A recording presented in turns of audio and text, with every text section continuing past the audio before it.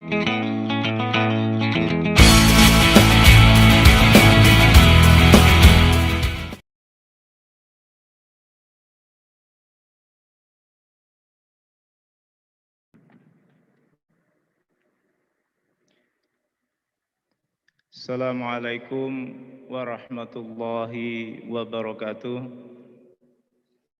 Alhamdulillah, alhamdulillahi rabbil alamin. Wassalatu wassalamu ala asrafil anbiya'i wal mursalin. Sayyidina Muhammadin wa ala alihi wa sahbihi ajma'in amma ba'du. Para jamaah salat tarawih, salat witir di Masjid Al-Hikmah yang dirahmati Allah Subhanahu wa taala.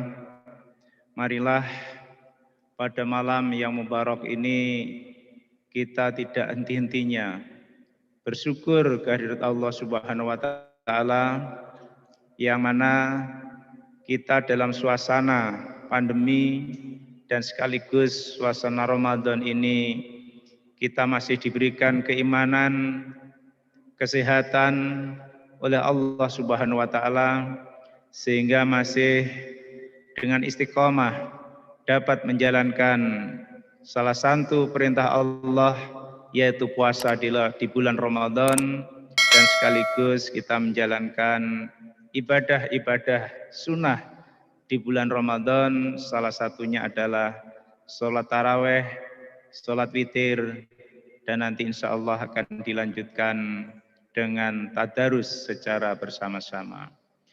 Para jamaah yang dirahmati Allah Subhanahu wa taala, pada malam hari ini saya akan mengambil tema tentang membangun iman yang merangkul. Kenapa hal ini penting untuk kita bahas dan kita diskusikan bersama? Karena fenomena akhir-akhir ini terutama pada generasi muda menunjukkan adanya beberapa peristiwa kekerasan, yaitu perbedaan pendapat, perbedaan dalam menafsir kebenaran, dan juga adanya fenomena di mana ketika kita menafsirkan satu kebenaran, dianggap kebenaran itu sudah final dan kebenaran hanya milik kita sendiri, sementara apabila ada orang yang berpendapat berbeda, itu kita anggap sebagai lawan atau sebagai musuh. Pemahaman eksklusivisme seperti ini tentunya adalah memiliki potensi di mana kita akan terjadi konflik antar umat beragama dan bahkan konflik inter umat beragama. Dan apabila ini diteruskan di mana satu kelompok menyalahkan kelompok yang lain, satu kelompok saling mencaci kelompok yang lain, satu kelompok saling menfitnah dengan kelompok yang lain, ini tentunya adalah hal yang tidak kita inginkan bersama. Padahal Rasul Shallallahu Alaihi Wasallam telah bersabda, al-muslimu man salima al-muslimuna milisanihi biyadih, yang artinya muslim itu adalah orang yang menjaga orang lain dari lisannya dan tangannya. Hadis riwayat Bukhari. Dalam hal ini berarti kita harus menjaga betul lisan kita dan tangan kita agar kita sesama muslim itu betul-betul menjalin persaudaraan, menjalin solidaritas, iman yang merangkul, bukan iman yang memukul. Pada hadis yang lain juga diriwayatkan, mencaci muslim termasuk hal yang fasik dan membunuhnya termasuk perbuatan kufur. Hadis riwayat Bukhari Muslim. Hal ini juga menunjukkan bahwasanya kita sesama orang muslim hendaklah tidak saling mencaci, karena telah disampaikan oleh Rasulullah bahwasanya mencaci itu setara dengan perbuatan fasik dan bahkan membunuh terhadap kaum muslim yang lainnya. Ini juga kategori kita sebagai seorang yang kafir. Dalam teks-teks seperti ini tentunya harus kita pahami bahwasanya pada saat ini kita hendaklah lebih banyak mempelajari ayat-ayat perdamaian, bukan ayat-ayat perang. Apalagi sesama muslim hendaklah meskipun ada perbedaan-perbedaan pandangan, kita hendaklah bisa berpikir lebih dewasa, bisa berpikir secara lebih arif, sehingga yang terjadi di antara kita adalah kedewasaan berpikir dan bijak di dalam bertindak. Barangkali kita sebagai generasi muda, sebagai mahasiswa, di sini juga mempelajari teori-teori tentang ilmu pengetahuan. Di dalam filsafat, ilmu sosial juga telah banyak penteori-penteori yang mengajari kita. Salah satu contohnya adalah George Riser dengan konsepnya ilmu pengetahuan berparadigma ganda, di mana Riser membagi paradigma ilmu pengetahuan itu menjadi 3, yaitu paradigma fakta sosial, paradigma definisi sosial, dan paradigma perilaku sosial. Hendaklah di dalam memahami orang lain, kita juga menggunakan pemahaman dan interpretasi orang lain terhadap fakta yang ada. Ini berarti dari pemahaman Riser kita bisa menganalisis, hendaklah di dalam pergaulan kita ini juga mempertimbangkan pendapat orang lain, pemahaman orang lain, konstruksi dan pemikiran orang lain tentang fakta sosial yang ada. Dengan demikian hendaklah kita menjadikan perbedaan-perbedaan ini sebagai oase, bukan hanya etalase. Ada juga pendapat dari seorang tokoh filsafat ilmu sosial, lebih tepatnya adalah tokoh sosiologi, yaitu Anthony Giddens.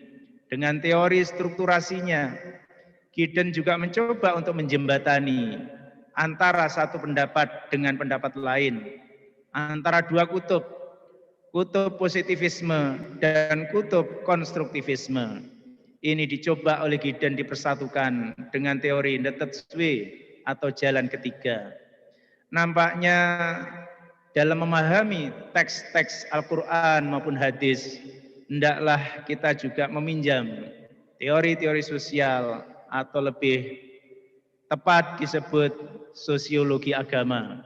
Dengan demikian kita akan bisa memahami perbedaan-perbedaan ini sebagai rahmat, bukan perbedaan ini kita pertajam yang akhirnya muncul konflik, baik konflik-konflik yang tersembunyi atau konflik laten maupun konflik-konflik yang terbuka ataupun konflik manifest. Itu semua tentunya tidak kita inginkan. Bagaimana kemudian relasi antara agama dengan negara? Hendaklah agama dengan negara itu memiliki spirit yang sama, sesuai dengan apa yang sudah dicita-citakan oleh founding fathers kita, para ulama-ulama kita, dengan menggagas Pancasila sebagai ideologi negara.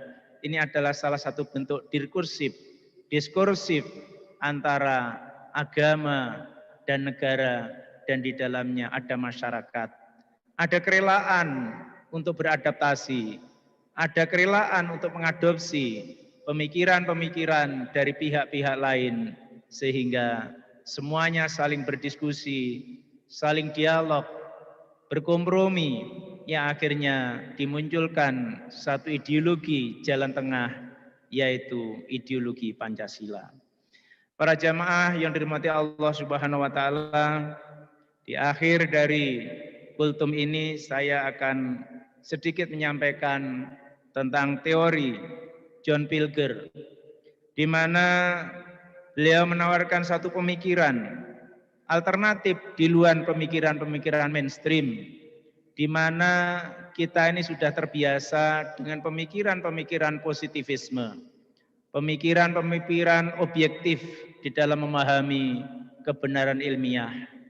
Kita lupa bahasanya teori-teori ilmu pengetahuan juga sudah berkembang. Yang ilmiah itu bukan berarti hanya yang objektif saja, tapi yang subjektivitas itu sekarang juga sudah menjadi sesuatu yang dikatakan ilmiah. Artinya bahwa kebenaran itu sekarang tidak tunggal, tapi marilah kita pahami, kebenaran itu adalah bervariasi, kebenaran itu menjadi bukan milik tunggal kita saja, akan tetapi ada pihak-pihak lain yang juga memahami secara berbeda. Sehingga marilah kita jadikan secara nilai-nilai dasar, agama itu memang harga mati, iman itu adalah harga mati. Akan tetapi nilai-nilai yang lain, nilai-nilai instrumen, nilai-nilai praktis dalam kehidupan sehari-hari itu bisa dinegosiasi. Dengan demikian kita akan menjadikan iman kita itu adalah iman yang puritan, iman yang murni, akan tetapi dalam pergaulan atau kehidupan sehari-hari iman kita itu adalah iman yang merangkul. Sebagaimana disampaikan John Pilger, bahasanya hendaklah kita di dalam melakukan pendekatan kepada masyarakat, berperilaku dengan masyarakat, itu kita memahami apa yang dipikirkan oleh orang lain, memahami ide-ide atau pendapat orang lain. Dengan demikian, barangkali kita selama bergaul, ada teman-teman kita yang punya pendapat yang berbeda, hendaklah kita lebih banyak melakukan dialog, lebih banyak melakukan diskusi, tidak menutup diri dengan fanatisme, akan tetapi dengan membuka diri. Justru yang terjadi adalah saling memahami di antara satu dengan yang lain.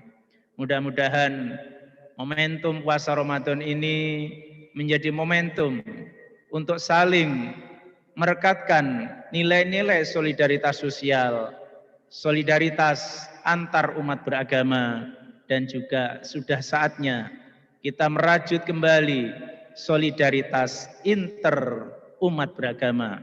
Sesama muslim jangan sampai bertikai, sesama muslim jangan sampai saling konflik dan bahkan terjadi konflik yang terbuka. Sesama muslim hendaklah mengembangkan potensi-potensi perdamaian, mengembangkan kehidupan yang baldatun thayyibatun wa rabbun ghafur. Demikian yang bisa kami sampaikan. Mudah-mudahan puasa Ramadan kita menjadi puasa yang diterima di sisi Allah Subhanahu wa taala, dan mudah-mudahan kita bisa menemui Ramadan di tahun-tahun yang akan datang sehingga kelimpahan berkah pada diri kita.